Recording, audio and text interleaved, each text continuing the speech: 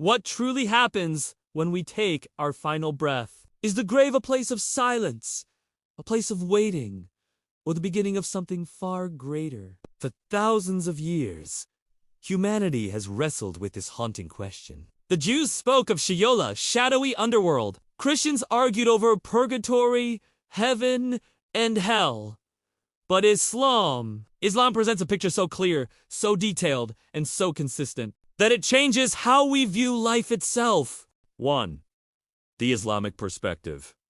A clear map of the afterlife in Islam. Death is not the end, it's the doorway to a new existence. The soul enters the Barzakh, the realm between death and resurrection. 2 angels, Munkar and Nakir, question every soul about its Lord, religion, and prophet. The believer answers with confidence, and his grave becomes a garden from paradise. Light fills it. A window to heaven opens, and peace surrounds him. But for those who reject the truth, the grave becomes a pit of hellfire, filled with darkness, fear, and crushing torment. The Prophet Muhammad said, "The grave is either a garden from the gardens of paradise, or a pit from the pits of hell." Unlike other faiths, Islam provides detailed and consistent descriptions, guiding believers to prepare for this inevitable journey, suffering. But the Bible itself is silent on this concept. Protestants reject purgatory, claiming souls go instantly to heaven or hell. The Orthodox Church has its own mystical interpretations. This division leaves many Christians uncertain. Does the soul sleep until Judgment Day? Does it face God immediately? The answers change depending on denomination. Even Christian scholars admit the Bible lacks a unified, detailed explanation of what happens in the grave. 3. Judaism. Silence and shadows in ancient Judaism. The afterlife was vague. The dead descended into Sheol, a shadowy realm of silence, neither reward nor punishment. Later, Jewish traditions added concepts of resurrection and judgment, but details remained fragmented. Today, secular Jews often deny the afterlife completely. Religious Jews believe in accountability, but without a clear description of the grave's experience. In other words, Judaism's teachings about what happens immediately after death remain incomplete. 4. Why Islam stands apart. So why does Islam's message resonate with such power? Clarity. Every soul faces questioning in the grave without exception. Consistency. Quran and Hadith narrations align, leaving no contradictions. Moral logic. Accountability begins right after death, reflecting the seriousness of life's choices. Practical guidance.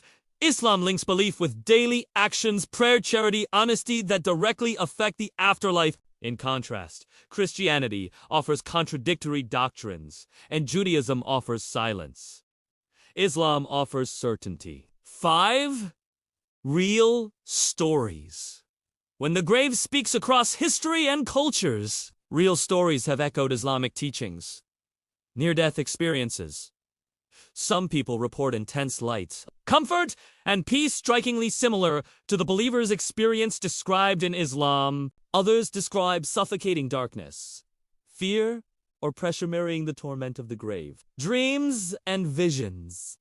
In many Muslim communities, people dream of deceased loved ones. Their state in the dream peaceful and radiant, or distressed and trapped often, reflects their known righteousness or corruption. Historical accounts.